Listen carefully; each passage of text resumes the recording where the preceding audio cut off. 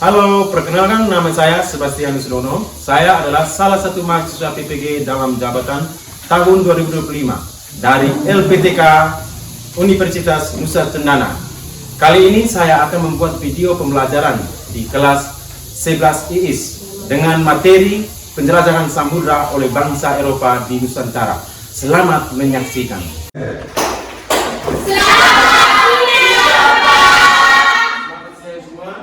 Silakan duduk. Terima kasih. Bagaimana kabar hari ini? Baik. Benar? Benar. Tidak ada yang sakit? Tidak. Sehat semua ya? Sehat. Baik. Ini hari kita mulai dengan mata pelajaran kita tentang sejarah. Ya, Belajar sejarah. Terus sebelum kita mulai, kita doa dulu. Saya minta Kevin, silakan. Pimpin teman-teman dalam doa. Sebelum dari teman-teman sekalian, saya bacakan berdoa dalam Bapa Dan Bapa dan Yesus Amin.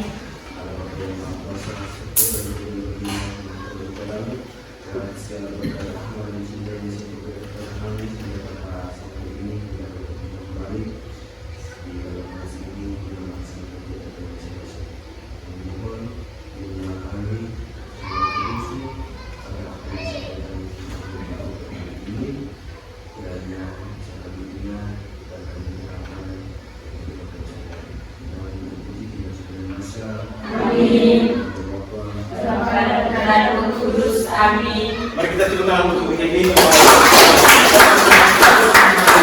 kasih Kevin. Selanjutnya kita absen. Ya, Pak. Meskipun hari semua tapi kita harus absen.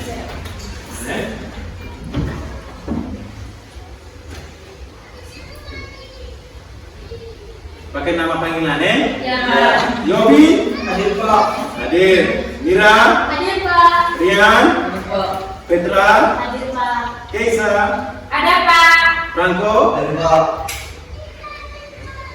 Loren, Hadir, Pak. Angel, Hadir, Pak. Silva, Hadir, Pak. Keisa, Hadir, Pak. Chelsea, Hadir, Pak. Kevin, Hadir Pak. Reza. Ya, nama keren Reza. Nama orang Portugis. Dari kita belajar tentang sejarah itu ada kaitannya apa yang dibawa oleh para penjajah ke Indonesia. Iya. Terus selanjutnya kita review, lihat dulu dengan mata pelajaran yang kali lalu kita dapatkan.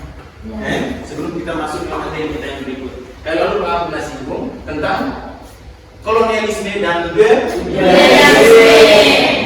Ada yang masih ingat tentang kolonialisme? Kevin, kolonialisme artinya apa? Ada yang tahu? Angkat tangan. Silakan. Ya, Keisa, silakan.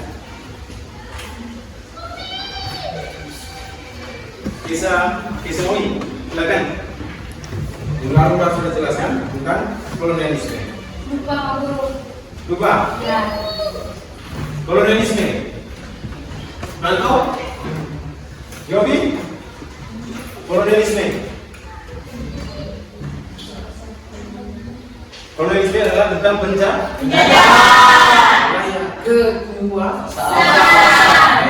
kekuasaan. Sekarang itu menyangkut tentang dari kolonialisme itu dapat adanya penjelajahan samudra.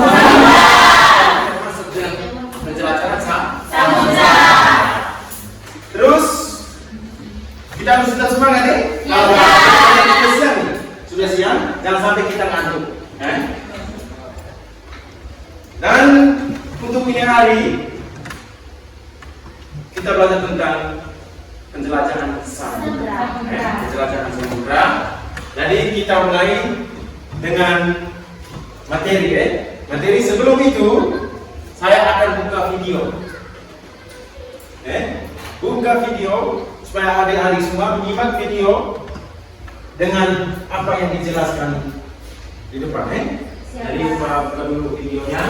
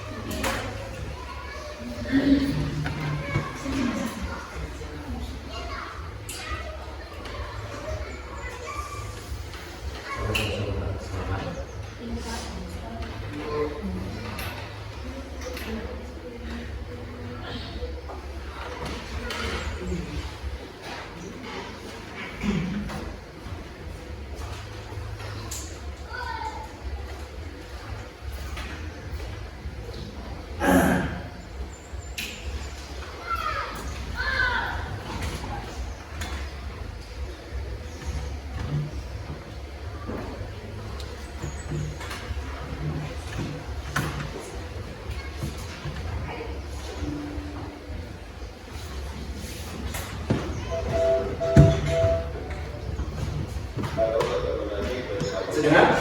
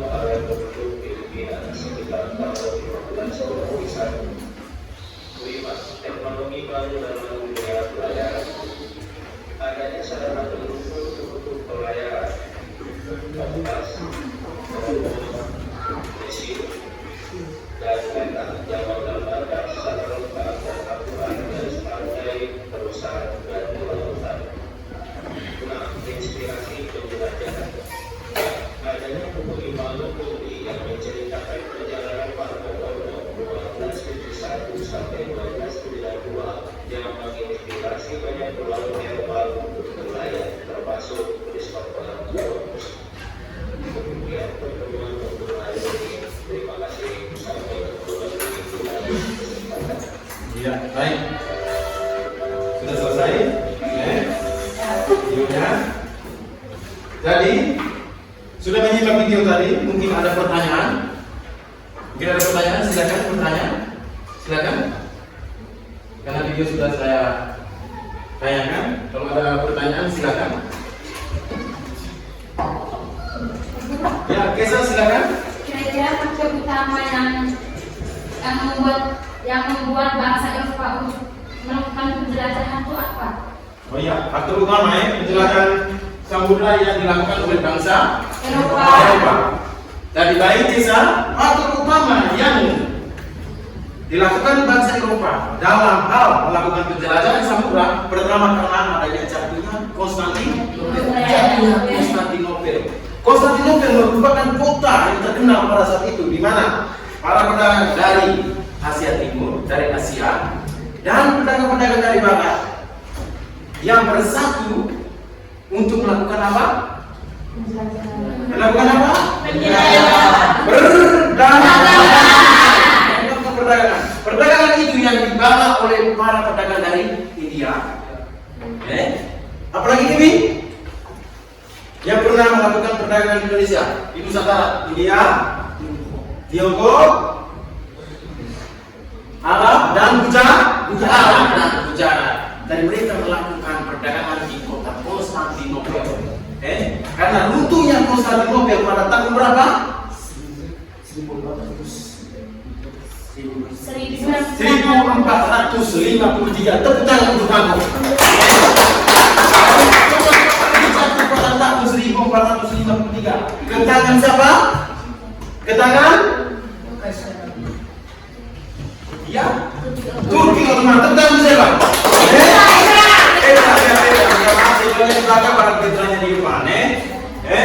Dari Petra sudah bicara bahwa jatuh ke tangan Turki Ottoman.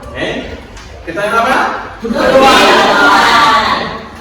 Jatuh ke tangan Turki Ottoman, disitulah terjadinya runtuhnya Konstantinopel. Ada lagi yang kedua, yaitu tentang penemuan di bidang maritim. Di bidang maritim tadi sudah ditanyakan banyak-banyak. Tadi ditanyakan banyak-banyak. Yang pertama penemuan apa? Peta.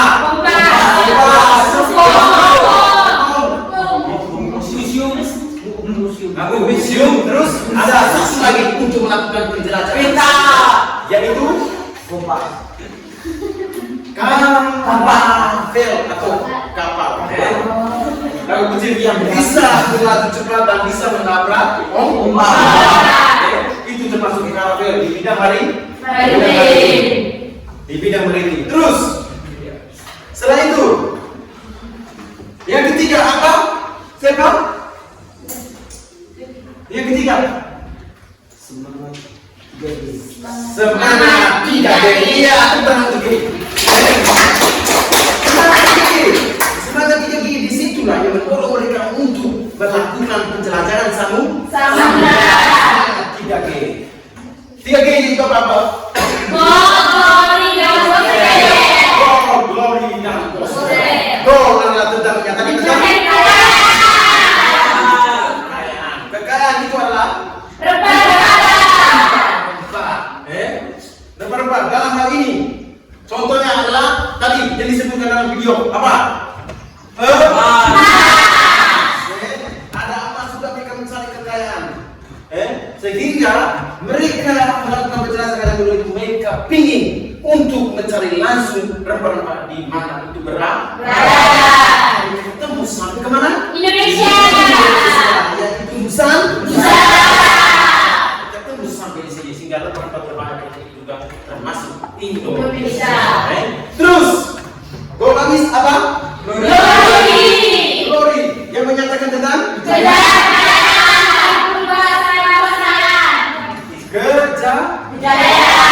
apa?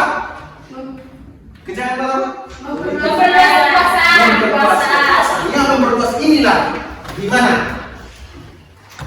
Yang memperluas ini adanya kolonialisme dan imperialisme.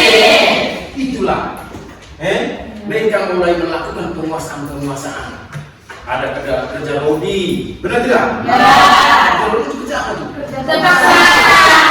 Sampai terus raping, tidak dapat makan, tidak dapat uang, kerja paksa.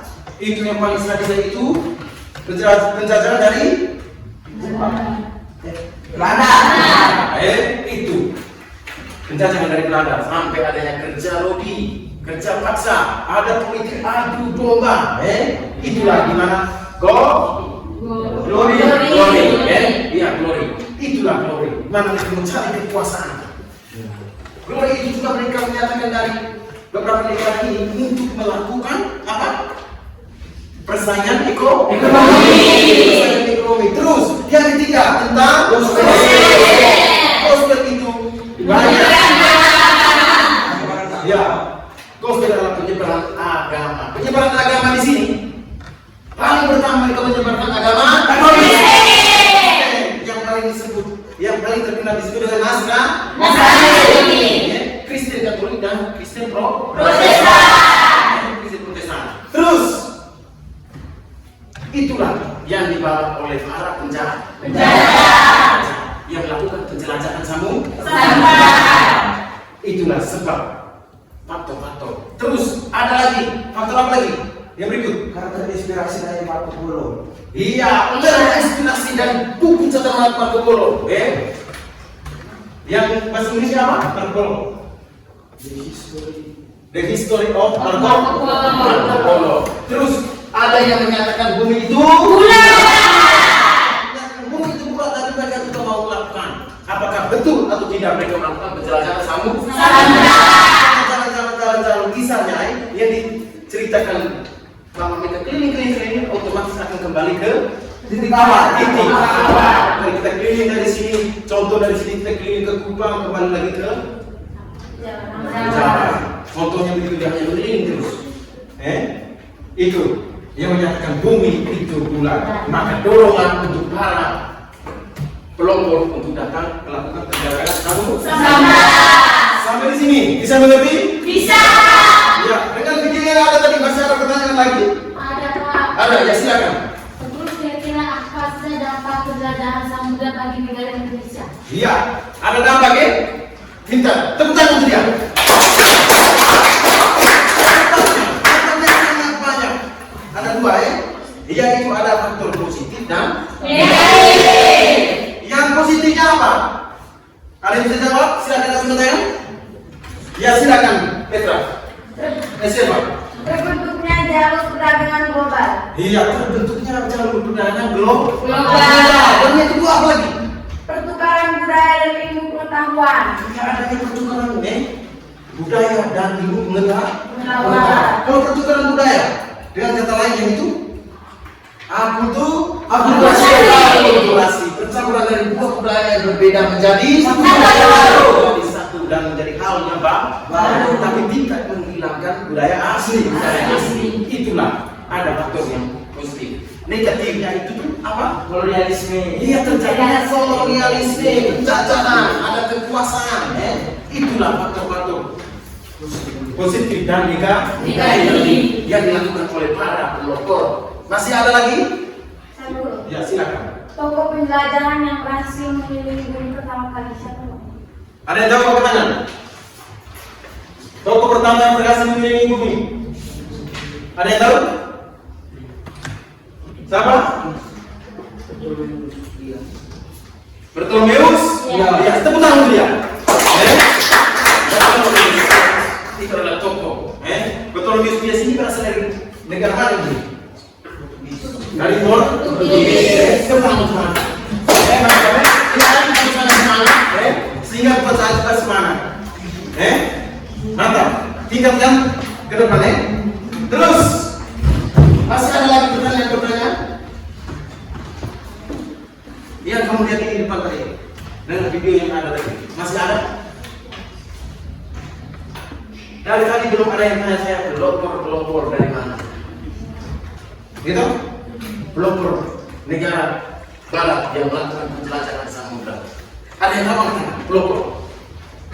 Pelopor negara yang melakukan penjelajahan samudra. Ya silakan. Siapa? Negara Eropa. Ya negara Eropa. Ya itu sama pertama. Negara mana? Negara? Portugis. Iya Portugis. Tepuk tangan. Spanyol. Nah? Apa lagi? Inggris. Maksud dengan Inggris. Itulah mereka yang melakukan penjelajahan Samudra. Pokoknya, mengapa mereka bisa melakukan penjelajahan samudra? Seperti di video tadi mereka ingin mencari kekuasaan, cari kekayaan, termasuk menyebarkan agama. Yang itu agama Kristen.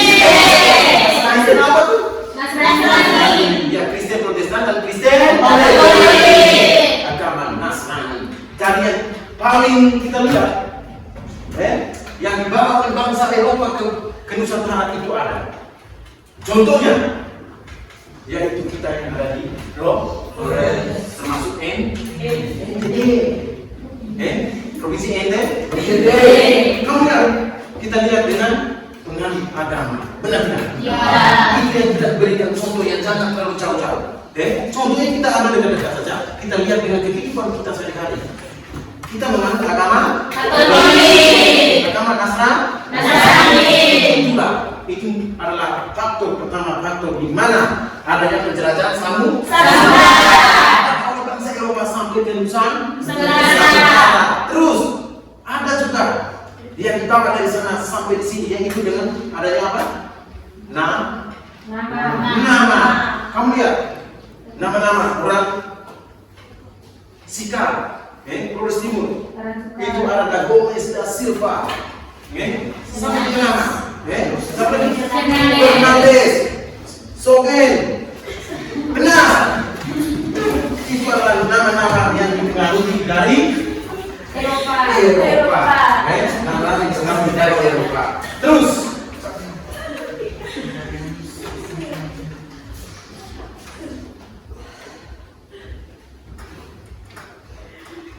kita lihat ini perbedaan kolonialisme dan imperialisme supaya kamu lebih mengerti. Dari kolonialisme dan imperialisme memiliki arti, yaitu arti apa? Penjajahan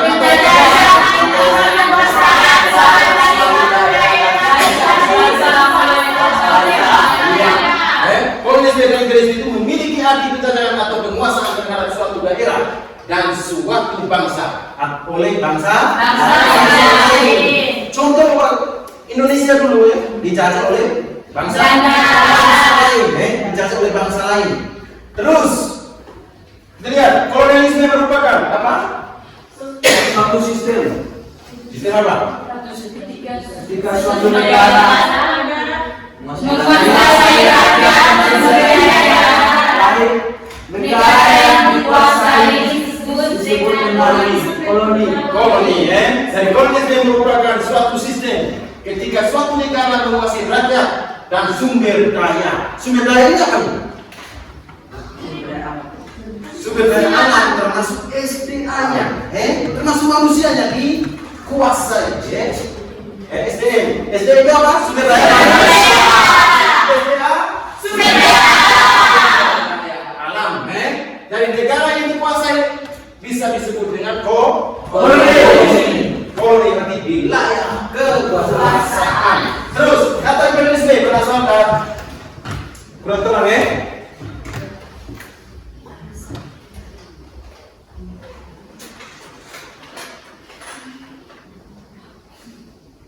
sudah bisa lagi Terus lanjut. Kolonialisme merupakan suatu sistem ketika suatu negara menguasai rakyat dan sumber daya negara lain. Negara yang dikuasai bisa disebut dengan koloni. Selanjutnya kata imperialisme berasal dari kata imper yang artinya memerintah. Tidak datang untuk memerintah. Seolah-olah mereka itu memiliki negaranya sendiri. Mereka datang dan memerintah seenaknya. Mira, sudah ngantuk?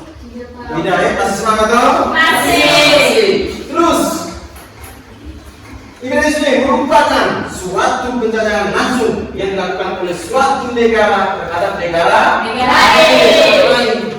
Itu saya menjadi kamu contoh saya perintah kamu. Misalnya kamu ini adalah bangsa pribumi, saya dari Eropa. Pernah di Sebastian Belgrano contoh. Itu saya datang dan saya menguasai kamu, saya perintah kamu. Reza, itu namanya penjajahan. Penjajahan itu namanya mengambil sumber daya alam, tetapi juga penjajahan tentang sumber daya manusia. Sampai dengan kerja bodi tadi di kursus kelingking. Di sini tidak ada yang sampai di situ. Mas secara wajar. Kalau yang sampai kursus tadi ada kerja bodinya. Lanjut. Kita lanjut. Apa mula kolonialisme di dunia terjadi? itu tadi kamu sudah tanya, sudah tanya tadi dengan video tadi. Itu adanya runtuhnya Konstantinopel, ketangan Turki Ottoman. Sekarang kita lihat eksplorasi samudra pasca jatuhnya Konstantinopel. Itu ada penjelajahan samudra bangsa. Dari pulau-pulau bangsa Eropa pada akhirnya abad yang keberapa? 15. Pada permulaan abad ke-16 berhasil menjelajah Samudra yang luas sampai ke negeri-negeri baru. Itu mencari wilayah-wilayah apa? Wilayah baru seperti Amerika, Afrika, Asia Timur, termasuk Indonesia. Ada video tadi dan penjelasan tadi saya sudah katakan, tapi ini ada pengertian lagi. Terus faktor pendorong bangsa Eropa mengadakan pecah samudra, sudah tahu? Jatuhnya tadi, perjalanan menuju Indonesia. Ada ngapain sana? Kamu lihat. Ada ketumbar canggih. Bumbu-bumbu di dalam semua sudah ada. Ya, pertama Indonesia sejak tadi Masehi dikenal sebagai sumber penghasil rempah. Bangsa Eropa ditarik untuk menghadap ke Indonesia. Mencuri kita punya rempah tadi. Merampas rempah-rempah yang ada di Nusantara. Dari rempah-rempah ini sangat dibutuhkan oleh orang Eropa. Sangat dibutuhkan. Sebagai apa? Bahan-bahan obat.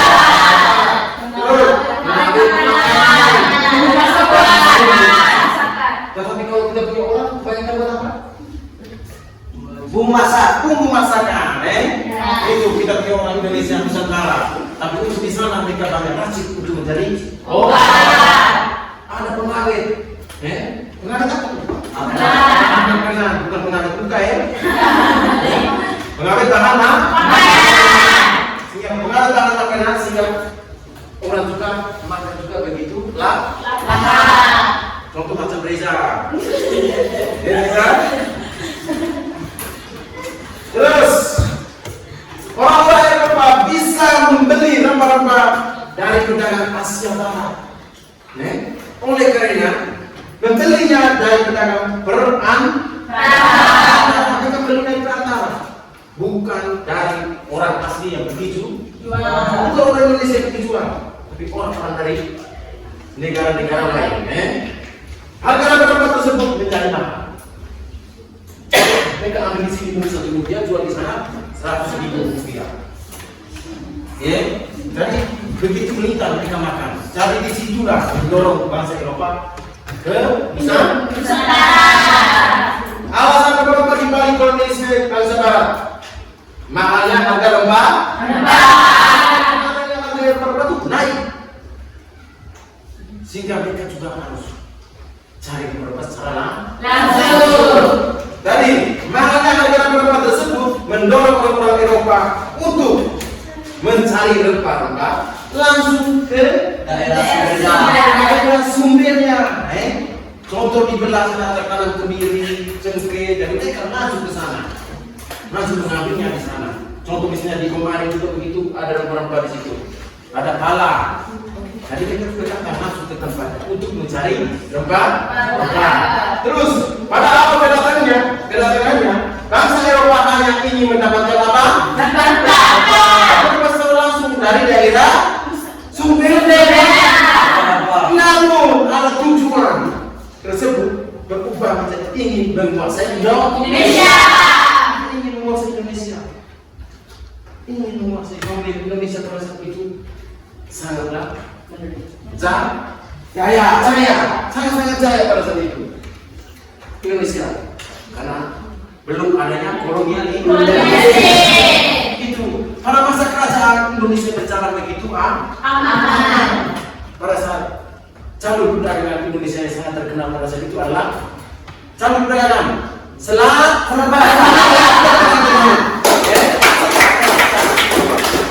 yang merupakan pusat utama tempat persinggahan oleh pedagang-pedagang dari dunia luar. Pedagang dari dunia luar mereka singgah dan melakukan perdagangan. Pada saat itu sistem apa yang digunakan?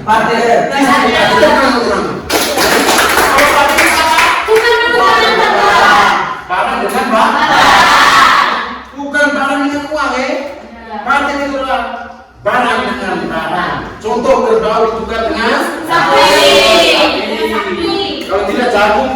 dengan merdeka. Itu yang disebut dengan terus tujuan Angkatan Darat menguasai Indonesia agar dapat menguasai perdagangan berkembang. Langsung dari daerah sumbernya. Cara tersebut dilakukan dengan menerapkan monopoli perdagangan. Dari bangsa Eropa yang datang ke Nusantara mereka fokus pertama itu monopoli perdagangan. Monopoli. Harga mereka tentukan, tanaman yang ditanam harus mereka tentukan. Itu monopoli perdagangan. Tidak boleh jual dengan orang lain, hanya dengan mereka sendiri. Contoh, bangsa Portugis ya harus jual dengan bangsa Portugis.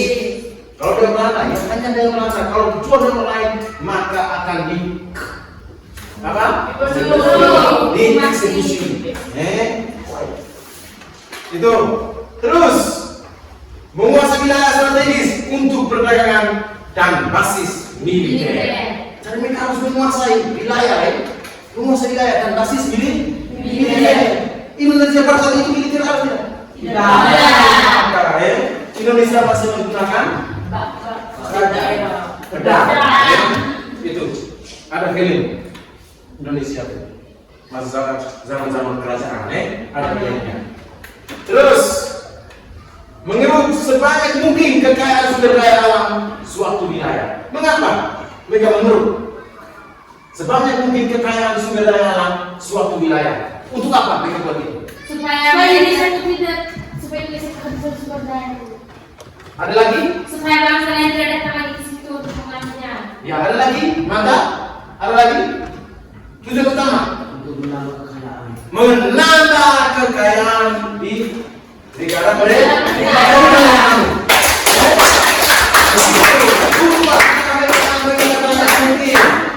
Kembali dan memperkaya negara mereka. Contohnya seperti itu. Terus ikut campur tangan dalam urusan politik suatu wilayah. Mereka selalu ikut campur. Selalu ikut campur dengan politik yang ada dalam suatu wilayah. Ikut campur. Ada juga politik apa tadi saya adu domba. Ada tahu tentang politik adu domba itu? Oh, Pak Guru. Ya, silakan. Nih, mereka itu membuat kedua belah pihak itu menjadi konflik. Iya, membuat kedua belah pihak menjadi konflik tentang pecah belah.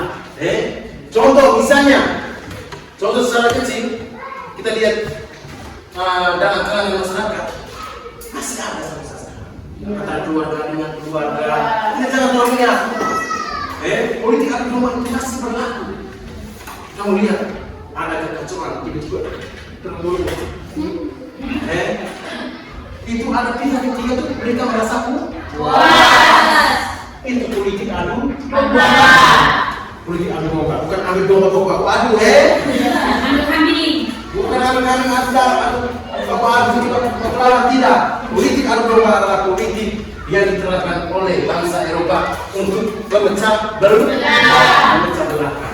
Memecah belah itu memecah belahkan kita antara saudara dan saudara. Itu.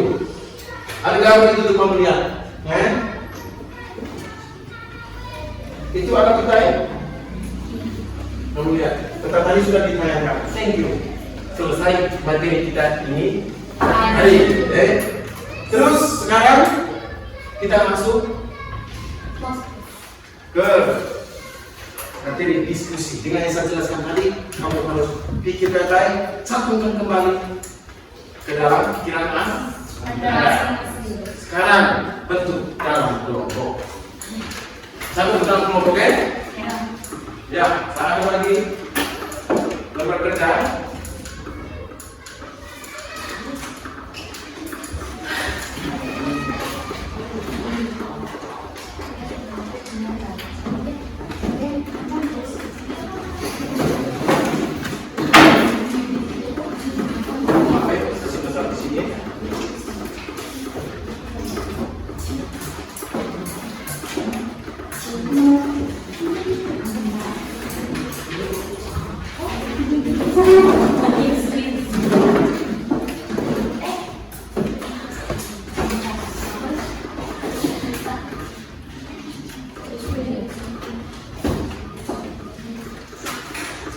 Satu masih ada situ. Masih ada. satu orang, kelompok dua, kelompok tiga. Kau masuk ke kelompok empat. Banyak. Ada satu lagi, ada di kamar, ada satu lagi. Oh ya, ini kamu, ya, Rizal gabung di sini di TV. Jadi kelompok satu mana tadi? Ya, waktu kita 20 menit aja kita kerja ya. Setelah itu presentasi. Jadi kelompok satu dengan pertanyaan.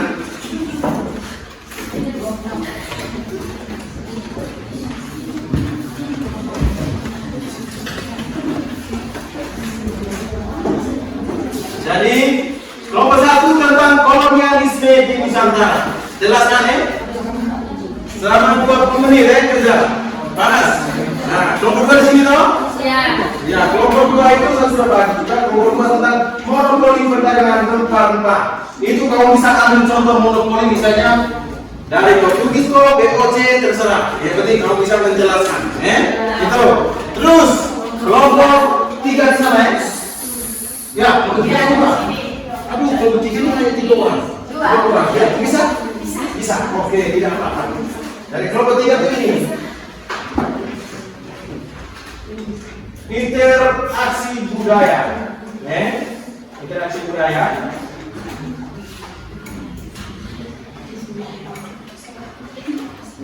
Sudah. Itu kelompok 4. Pasti kamu follow, tadi sudah dijelaskan semua. Dari faktor positif dan negatif. Kerja baik-baik, bisa dituliskan di belakang ya. 20 menit kita presentasi. Ini kelompok 4 ya.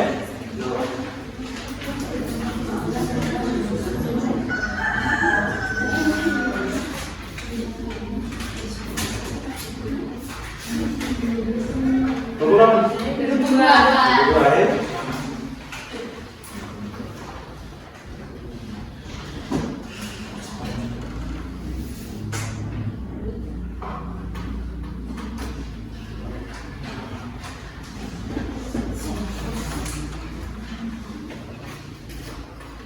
Sudah?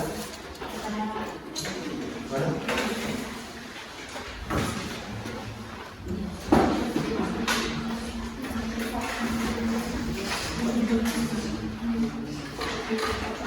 Menit kamu kerja. Setelah itu kita present. Satu orang maju ke depan ya. Kelompok di sini saya minta antara kamu. Petra. Ya, Petra. Terus kelompok belakang. Kalau lagi laki-laki kalah. Oh, ya Kevin. Terus kelompok sini. Ya, iya. Kelompok sini. Siapa? Desa Keju.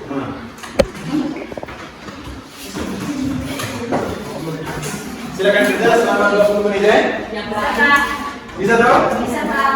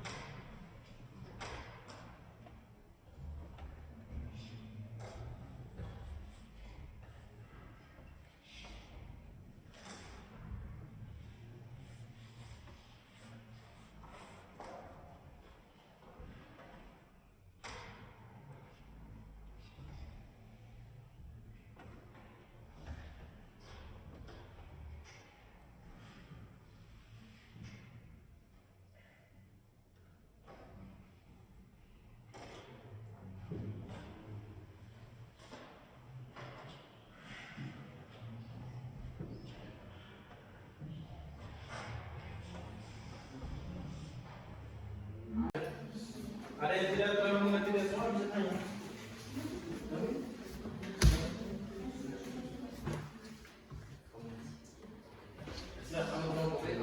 Silakan kerja, bahas.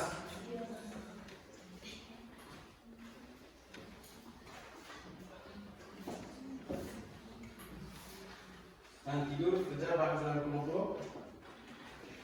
Ya.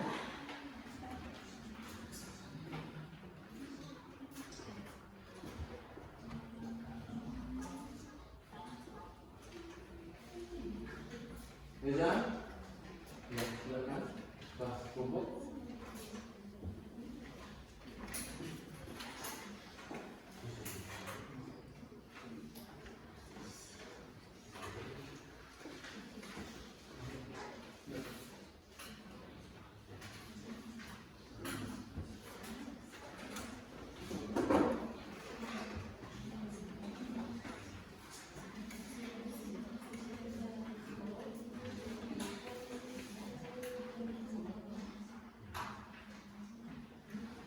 Maksud yang mau bilang ke saya, pertanyaan diskusi itu nomor satu, apa dampak penjelajah samudera terhadap kolonialisme di Nusantara? Nomor dua itu bagaimana bangsa Eropa melakukan monopoli perdagangan diploma di Indonesia.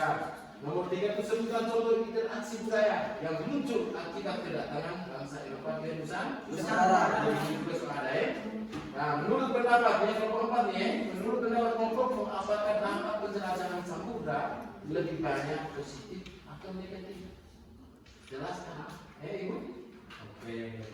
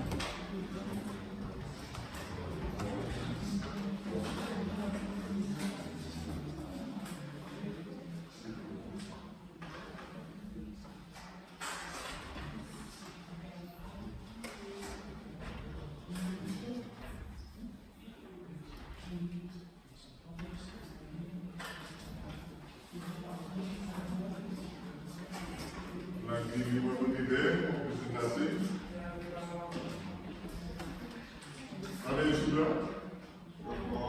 Sudah. Belum ada angkat tangan. Sudah semua atau belum? Sudah semua? Kelompok 1 sudah? Sudah bisa siap presentasi? Sudah. Oke, silakan satu orang masuk ke depan untuk presentasi.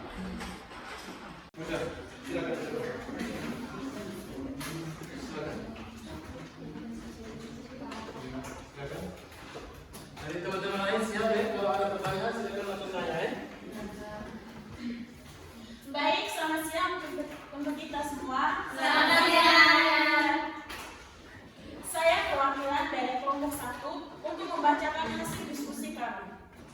Jadi nomor 1, mengapa bangsa Eropa melakukan penjelajahan samudra hingga sampai ke Nusantara? Jawab, bangsa Eropa melakukan penjelajahan samudra karena mencari kekayaan dalam kurung gold, kejayaan atau glory, penyebaran agama atau gospel, serta terputusnya jauh dalam darat akibat jatuhnya Konstantinopel pada tahun 1453. Nusantara menjadi tujuan utama karena kekayaan rempah-rempahnya. Nomor 2, bagaimana kedatangan bangsa Portugis, Spanyol,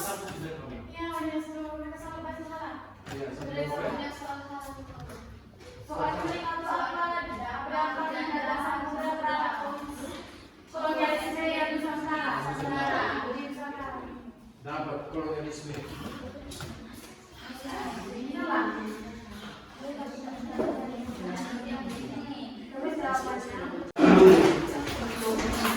Nomor 2 masuk duluan ya, jaga waktu. Ya, kita salam. Ambil kelompoknya. Silakan nomor 2. Selamat siang untuk kita semua. Selamat siang. Terima kasih atas waktu dan kesempatan yang diberikan kepada kami. Yang diberikan kepada saya. Saya perwakilan dari kelompok 2 akan membahas hasil diskusi kelompok kami. Pertanyaan, bagaimana cara bangsa Portugis dan Belanda menguasai jalur perdagangan rempah di Nusantara? Jawab, bangsa Portugis menguasai pelabuhan penting seperti Malaka dan Maluku. Belanda mendirikan VOC untuk mengendalikan produksi dan distribusi rempah dan kekuatan militer, perjanjian serta pendirian Banten. Sekian dan terima kasih. Ya, kita nomor 2 ya. Nomor 2 sudah mempresentasikan tentang bagaimana ya, Portugis dan Belanda. Ada pertanyaan dari kelompok lain, silakan. Kalau ada pertanyaan, silakan ajukan tangan. Ya, Keisa. Baik, di sini saya mau bertanya, Teman-teman kelompok siapa ya? apa yang dimaksud dengan monopoli perdagangan rempah? Ya, silakan dulu di sini supaya bisa dijawab. Dan bagaimana VOC melakukannya? Saya jawab teman. Waktu 1 menit.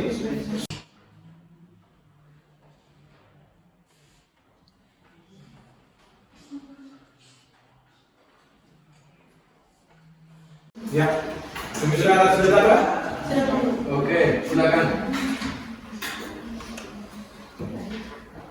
Baik, saya akan menjawab pertanyaan dari Keisha. Monopoli perdagangan rempah berarti penguasaan penuh perdagangan rempah oleh satu pihak sehingga tidak ada persaingan. VOC melakukan monopoli dengan cara pertama, memaksa petani hanya menjual rempah pada VOC. Kedua, membeli harga rempah dan menjual di Eropa dengan harga tinggi. Ketiga, melakukan politik divide et impera. Keempat, menghancur atau membakar tanaman rempah di wilayah kontra.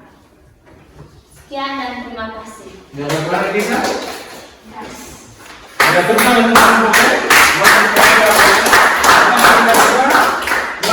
monopoli. Perdagangan rempah, khususnya rempah-rempah.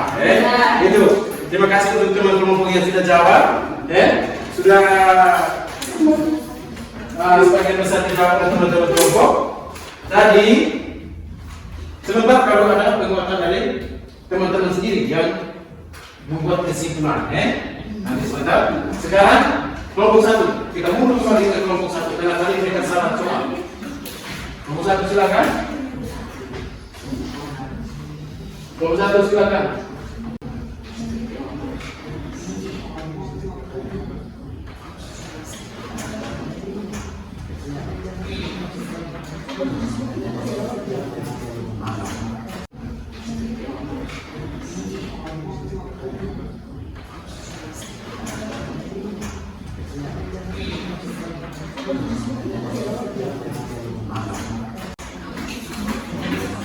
Ini apa? Silakan. Ada pemain. Silakan. Terima kasih atas penjelasan saya. Di sini akan mempresentasikan hasil diskusi kelompok kami. Apa dampak penjelajahan samudra terhadap kolonialisme di Nusantara? Jadi saya akan menjawab. Bangsa Portugis, Spanyol, Belanda, dan Inggris datang ke Nusantara. Mereka mendirikan benteng, pos dagang, dan akhirnya menjajah wilayah Nusantara. Contohnya, Portugis menguasai Malaka pada tahun 1511. Belanda mendirikan VOC pada tahun 1602. Inggris mendirikan EIC pada tahun 1600. Sekian dan terima kasih. Ya, kita berikan aplaus untuk teman-teman. Kalau ada pertanyaan silakan langsung. Apakah bangsa Nusantara mendapatkan keuntungan atau kerugian dari kedatangan bangsa Eropa? Ya, silakan kembali ke atau langsung bisa jawab silakan. Kembali dulu silakan. Ya.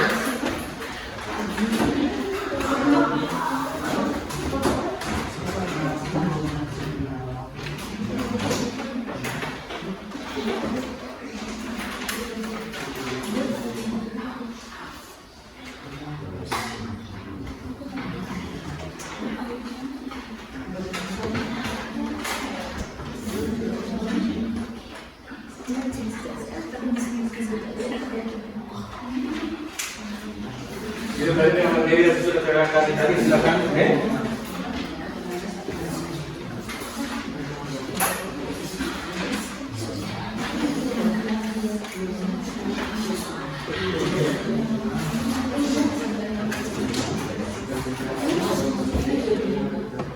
Ya silakan langsung jawab di tempat atau berdiri saja.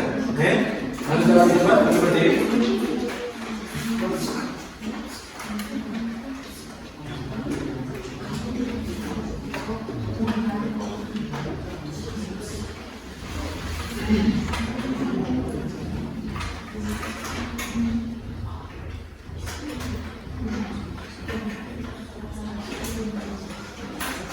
Silakan. Di situ saja. Saya menjawab saya dan Indonesia. Dampak kedatangan bangsa Eropa sebagai kecil positif. Maksudnya ilmu pengetahuan, teknologi, interaksi budaya. Namun secara keseluruhan lebih banyak negatif. Terdapat kehilangan kebebasan, terjadi eksploitasi sumber daya, dan Nusantara masuk dalam cengkraman kolonialisme selama berabad-abad. Iya, kita berikan tepuk tangan. Dampak yang didapat oleh Nusantara itu adalah kebanyakan sebagian kecil dampak positif, tetapi yang terbanyak adalah dampak negatif. Dampak negatif. Sampai adanya apa tadi? Kehilangan kebebasan. Hilang kebebasan. Terjadinya kolonial. Rakyat Nusantara dijajah selama berabad-abad. Otomatis, rakyat Indonesia pada saat itu sangat menderita. Sedangkan para penjajah merasa senang.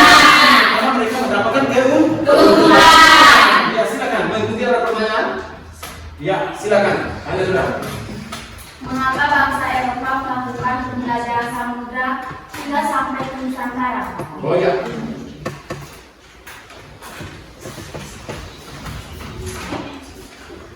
Jadi bangsa Eropa melakukan penjajahan samudra karena mencari kekayaan, gold, kejayaan, glory, penyebaran agama gospel, serta terputusnya jalur dagang dari akibat jatuhnya Konstantinopel pada tahun 1453. Nusantara menjadi tujuan utama karena kekayaan rempah-rempah berada di Nusantara. Iya, saya bisa berikan apa? Bagaimana? Bisa ya? Jadi, bangsa Eropa melakukan penjelasan murah sampai ke Nusantara. Kenapa? Mereka tuh tadi saya sudah jelaskan ada 3 G itu, Ya. 3G, 3G, 3G, gold, dan glory. Dan karena adanya bentuknya pada saat itu Nusantara juga merupakan tempat yang terkaya soal sumber daya rempah. Sehingga mendorong mereka juga bisa datang sampai ke Nusantara. Ya, berikan aplaus beri yang untuk Sampai saya jelaskan tadi, kamu bisa dengar saya sehingga kamu cepat sekali mendapatkan jawaban. Terus sekarang kita masuk ke kelompok 3. Silakan kelompok 3. Oh iya, kelompok 3 sana. Ya, Kisah silakan. Kisah Bejo Baik, selamat siang untuk kita semua. Selamat siang. Terima kasih atas kesempatan yang telah diberikan kepada saya. Di sini saya akan mempresentasikan hasil diskusi kelompok kami. Pertanyaan: sebutkan contoh interaksi budaya yang muncul akibat kedatangan bangsa Eropa ke Nusantara. Contoh interaksi budaya yang muncul akibat kedatangan bangsa Eropa ke Nusantara adalah masuknya agama Kristen, Katolik, dan Protestan di beberapa daerah Nusantara. Kedua, pengenalan teknologi Barat, yaitu kampas, senjata api, peta, dan sistem administrasi. Yang ketiga, perubahan dalam arsitektur, yaitu benteng dan gereja. Bahasa, yaitu serapan Belanda dan Portugis, dan gaya hidup. Ya, dan terima kasih. Mungkin ada pertanyaan. Ya, mari kita berikan aplaus untuk teman-teman. Meski mulai awal, tapi juga bisa mengerjakannya. Ya, kalau ada pertanyaan silakan.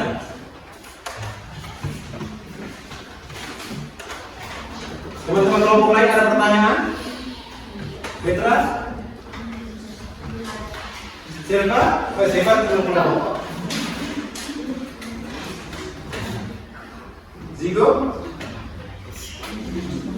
Branko? Jika boleh silakan. Ya, silakan. Ini saya mau tanya, menurut kalian bagaimana dampak monopoli perdagangan rempah terhadap kehidupan rakyat Nusantara? Teman-teman kelompok ini pertanyaan. Macam Menurut kalian bagaimana dampak monopoli perdagangan rempah terhadap kehidupan rakyat Nusantara?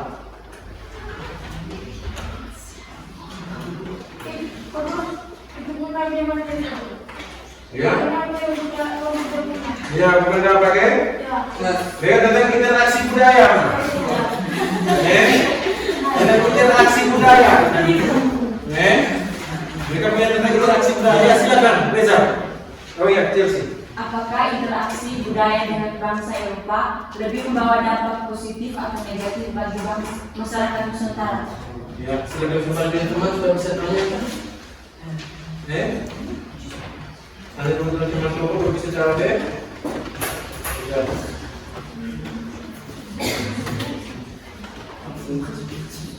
Jadi menurut kalian masih nampak ya? Interaksi budaya itu dengan bangsa Eropa dengan lebih banyak nampak positif atau nampak negatif. Sudah bisa langsung jawab? Bisa? Oke, silakan maju. Jawab.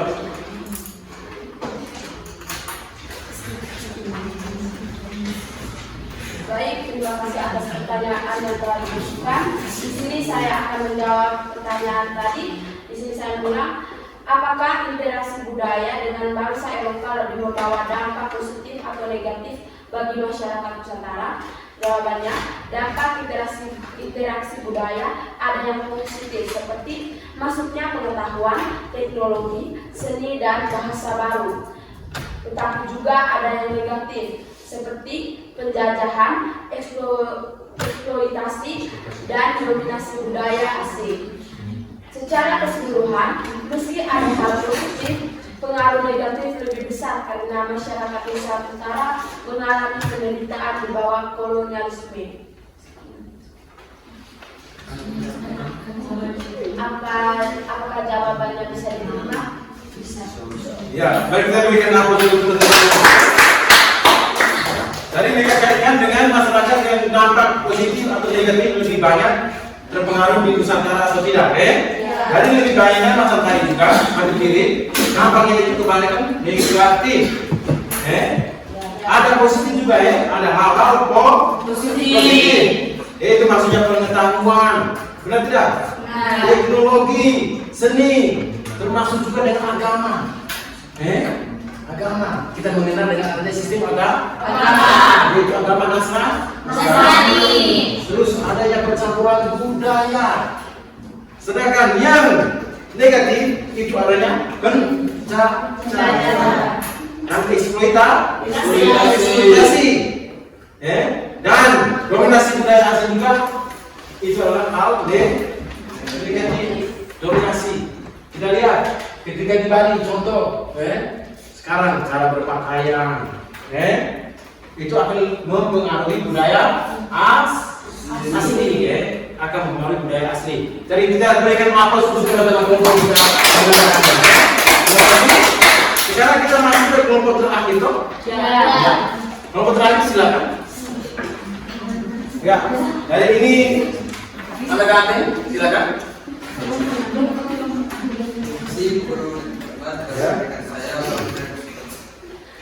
Agak serius.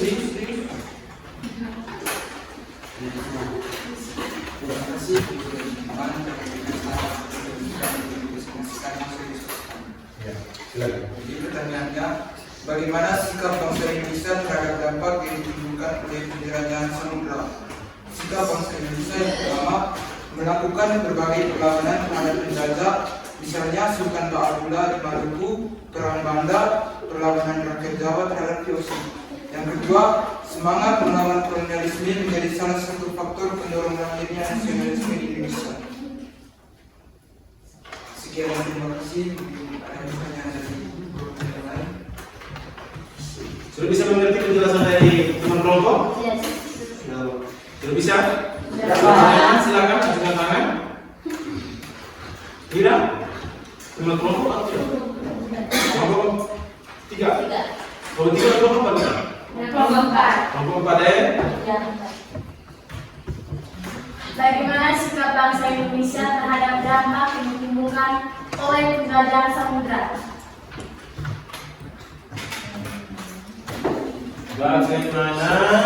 Bagaimana sikap bangsa Indonesia terhadap dampak yang ditimbulkan oleh penjelajahan samudra?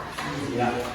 Jadi sifat pertanyaan yang sifat ajukan itu tadi ilmu seperti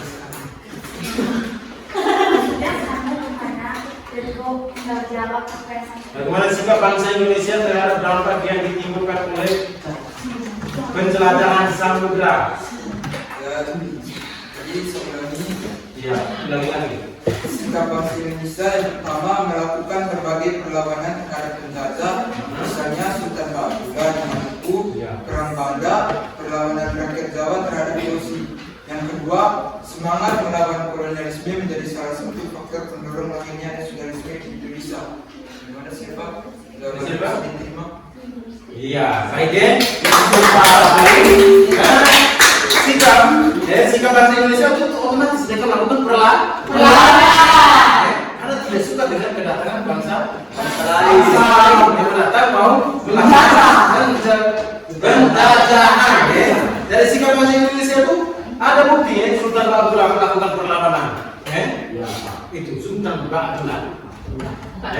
itu pernah melakukan perlawanan, itu otomatis mereka menolak kehadiran bangsa-bangsa Eropa. Ada pertanyaan lain lagi? Tidak ada. Oh, masih ada.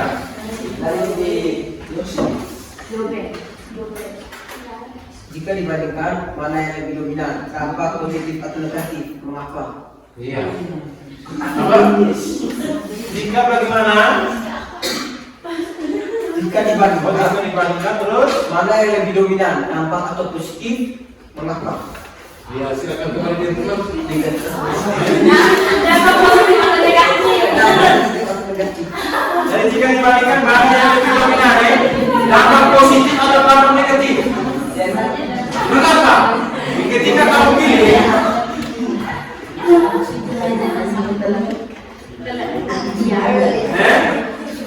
pilih salah satu, mengapa kamu pilih negatif? Ya jelaskan. Kalau positif ya jelaskan. Dari pertanyaan dari aku, dari Yogi, maka sekalian tertentu. Silakan, langsung jawab, bisa? Pertanyaan itu harus langsung jawab tadi, langsung jawab. Silakan. Ya, tadi Yogi tidak memberikan pertanyaan. Jadi saya menjawabnya. Jadi lebih dominan di negatif karena selama berabad-abad rakyat Nusantara kehilangan kebebasan, tertindas dan sumber daya dieksploitasi oleh bangsa Eropa. Iya, mari kita mereka memilih apa? Negatif. Ada lagi tambah? Tambah ya, silakan tambah. Saya sudah paham. Oh, apa yang sudah? Apakah Yogi sudah minum dengan baik? Sudah minum. Ya, sudah. Mantap ya, Yogi? Kevin? Yogi dan Kevin. Tadi mungkin Kevin tidak setuju karena pertanyaan begitu. Kalau mantap ya Kevin, mungkin teman juga agak mana yang mungkin kamu lebih memilih apakah positif atau Negatif. Jangan naik, slow, santai. Itu. Jadi teman-teman kelompok memilih apa? Negatif. Kenapa? Ada tertindas, tidak adanya kebebasan. Dan sumber daya manusia, sumber daya khusus direbut, dirampas. Ada lagi apa? Kerja bangsa. Ada lagi apa tadi? Politik adu domba. Politik adu domba, memporak-porandakan. Itulah kerjanya dari para penjajah. Otomatis negatif yang paling banyak dibandingkan positif. Kalau positif itu hanya bangun saja. Silakan duduk, Reza. Terima kasih. Tepuk tangan untuk kelompok. Terima kasih ini hari. Sudah ini. Jadi saya akan ini lagi. Jadi hal negatif yang terbanyak dibandingkan hal positif. Positif itu mungkin pembangunan jalan raya, dirikan BT, itu hal-hal positif. Ada lagi katanya agama, benar tidak? Sampai di sini ada pertanyaan? Dari awal sampai sekarang ini penjelasan dari tadi. Ada pertanyaan? Belum ada Pak. Belum ada. Ya, saya minta salah satu, 2 orang untuk mengambil kesimpulan. 3 orang mengambil kesimpulan karena pembicaraan kita sudah selesai. Kita 10 menit. Silakan 1 orang maju. Bisa? 2 orang maju, 3 orang maju untuk memberikan kesimpulan. Terserah kamu menurut pendapat Anda. Tadi kamu sudah ini. Ya, saya minta Kevin, silakan maju. Jelaskan tentang penjelasan bagaimana cukup 1 menit. Bergerak.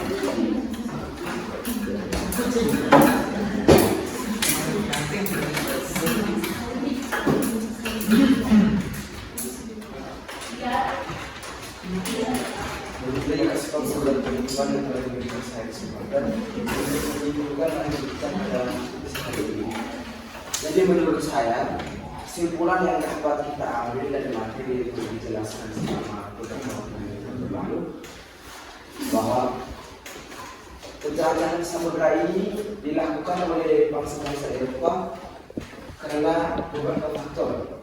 Yang pertama munculnya Konstantinopel ke tangan Turki Ottoman. Kemudian karena didorong oleh semangat 3G, goal, pemberi, dan gospel. Kemudian karena mereka terinspirasi oleh Marco Polo dan mereka membaca buku yang ditulis oleh Marco Polo yang berjudul The History of Marco Polo.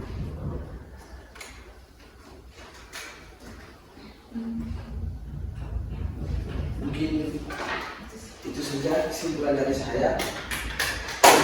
Ya, mari kita kenal. Kenapa adanya penjelasan Samudra? Ada lagi yang mau berikan kesimpulan? Yang perempuan kalah? Yang perempuan? Yang perempuan bisa? Yang perempuan? Iya. Perempuan? Tidak bisa? Ya, saya minta Rangko, bisa? Rangko tidak bisa? Ya, sekarang saya minta kamu. Terima kasih Kimi sudah memberikan kesimpulan tentang untuk kalian semua.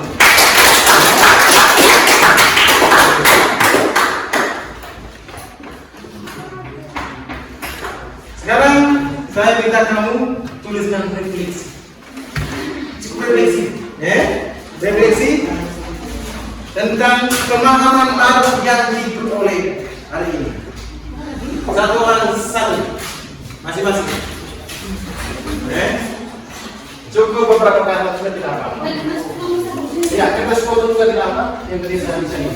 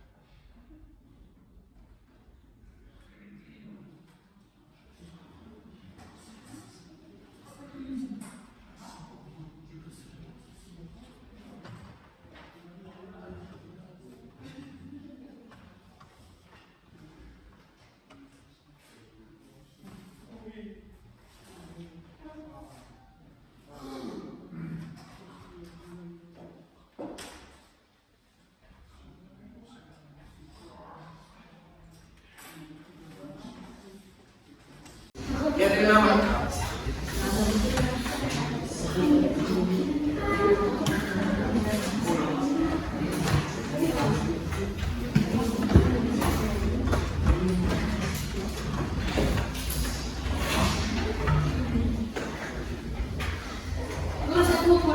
Ya, silakan kumpul.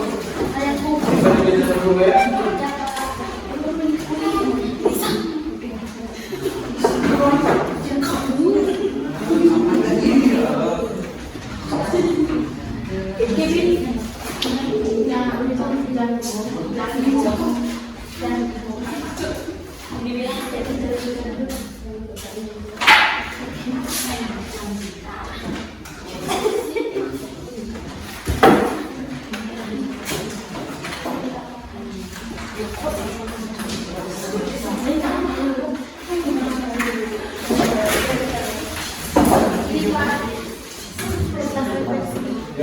Sudah semua? Dari sekian pertemuan kita hari ini. Terima kasih Pak. Semua kita hari ini.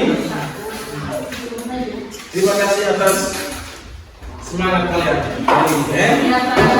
Mudah-mudahan kamu tetap berlanjut.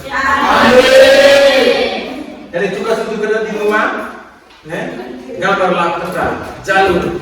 Tulis ya, hati sabda, gambarlah peta jalur layar Samudra. Oke?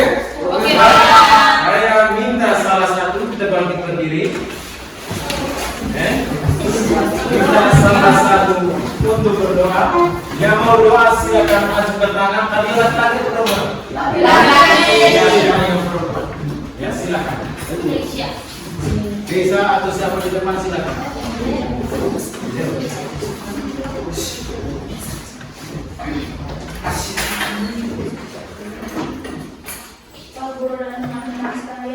Marilah kita mengucapkan untuk berdoa dalam nama Bapa dan Bapa dan Roh Kudus. dan Tuhan Kristus, kami berterima kasih padamu karena dari pagi hingga siang hari ini Engkau masih memberikan kami kesehatan. Dan pada sore hari siang hari ini kami sudah selesai pembelajaran kami dan kami mau pulang. Minta kami dalam perjalanan pulang agar bisa sampai di tujuan kami dengan selamat. Nama yang kudus kami puji dengan sepanjang segala masa. Amin. Serta Agustinus, Doa kami. dan Bapa Dan Putra dan Roh Kudus. Amin. Selamat siang, Pak. Semua silakan pulang. Terima kasih. Pulang.